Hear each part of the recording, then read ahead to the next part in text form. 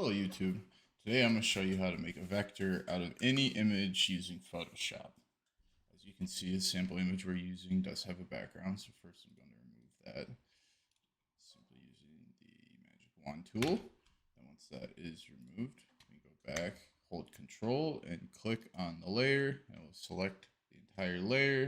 And then we can go right click, make work path, set tolerance to 1 pixel.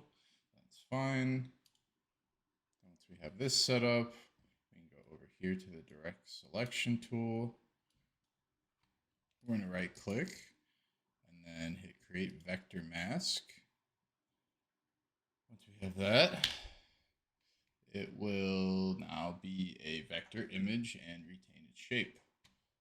So from here, you should go to export, export as, and all you're going to need to do is export it as a scalable vector graphic file.